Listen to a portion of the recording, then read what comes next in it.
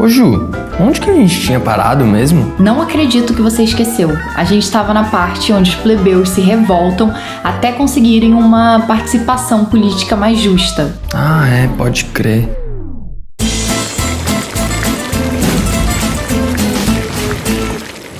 Nessa pegada de exigir mudanças, os plebeus foram cada vez mais conquistando seu espaço. Em 366 a.C., Licínio e Sextio, 2 tribunos da plebe, conseguiram aprovar uma lei que dava acesso ao consulado para qualquer plebeu que conseguisse se eleger nos comícios. E isso foi uma conquista muito importante, já que o consulado na Roma Antiga era um dos magistrados mais importantes. Em 326 a.C., a escravidão por dívida é abolida. Isso tirou um peso enorme das costas dos plebeus empobrecidos. Para somar, a plebe ainda conseguiu acesso a todas as magistraturas em 300 a.C. E, em 286 a.C., um novo comício foi aberto e chamado de Assembleia das Tribos. Na prática, os plebeus não conseguiam muita coisa nas assembleias centuriais, só aqueles que tinham muita grana.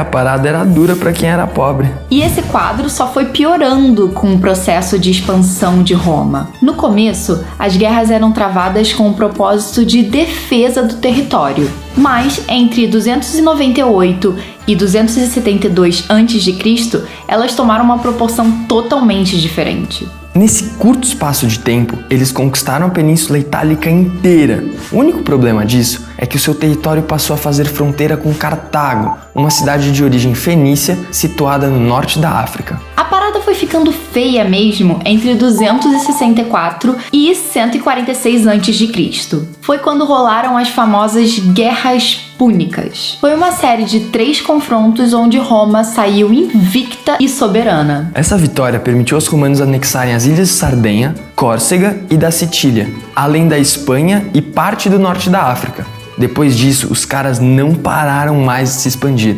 Conquistaram o reino macedônico e chegaram a levar a guerra até o Mar Negro. E essa loucura toda para depois os patrícios poderem confiscar as terras conquistadas pelo Estado, apesar de, na teoria, elas serem públicas. Bom, foi assim que a concentração de terras foi ficando absoluta nas mãos dos patrícios. Esse fenômeno foi tão forte que, enquanto na Grécia os maiores latifúndios chegavam a 24 hectares, os dos romanos chegavam a 80.000. Com essa história de latifúndio, os plebeus só foram se ferrando cada vez mais. Os que não morriam nas guerras não conseguiam retornar ao trabalho simplesmente porque o Estado não dava recompensa nenhuma pelo serviço prestado. Além disso, a importação de cereais das regiões conquistadas fez os pequenos e os médios proprietários perderem suas terras para os credores patrícios. Eles não conseguiam mais competir com os baixos preços do mercado. O resultado disso foi o êxodo rural. No fim das contas, acabou se criando uma imensa massa de plebeus urbanos, pobres, que não tinham saída além de esperar a boa caridade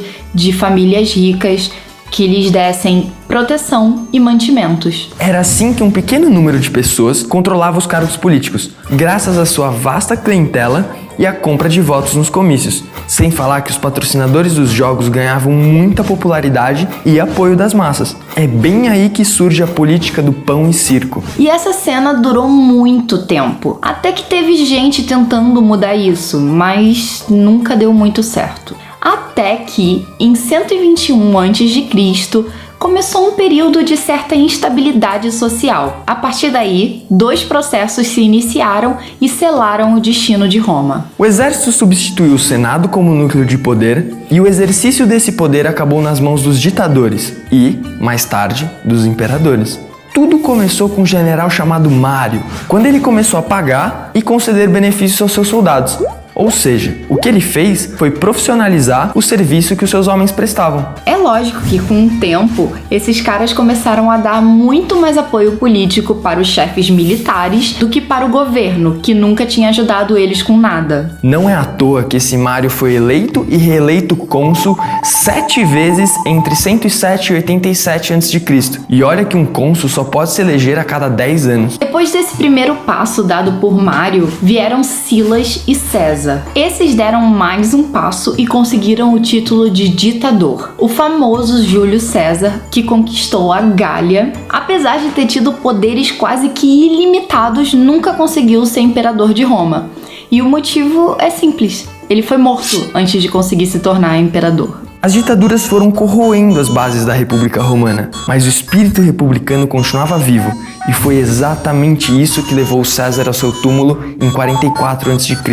Só que depois disso, a República foi cada vez mais deixando de ser uma forma de governo. O poder de César foi transferido para 3 generais que estavam ligados a ele: Otaviano, o filho adotivo de César, Marco Antônio e Lépido. O Lépido não durou muito tempo e acabou perdendo a influência dele pro Otaviano em 36 a.C. Já o Marco Antônio ficou governando a parte oriental do império lá no Egito em uma aliança com a Cleópatra. Mas os planos dele de dominar Roma falharam em 31 a.C., quando ele, na Batalha de Ácio, perdeu tudo que tinha para Otaviano. É aí que Roma vira um império formal, já que Otaviano foi o primeiro a receber o título de Imperator. Mas a história não para por aí não. O cara era muito esperto, tanto que em 27 a.C. ele fez uma manobra política inacreditável. Numa sessão de auditoria com o Senado, ele declarou que renunciava a todos os seus poderes e declarou restaurada a República. Nessa mesma sessão, o Senado não só restituiu todos os seus títulos, como lhe concedeu novos.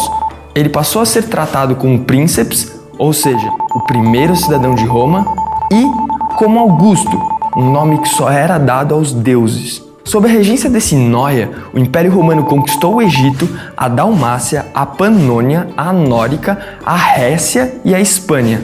Logo menos, esse império vai conhecer uma fase de grande estabilidade e riqueza chamada de Pax Romana. Mas aí...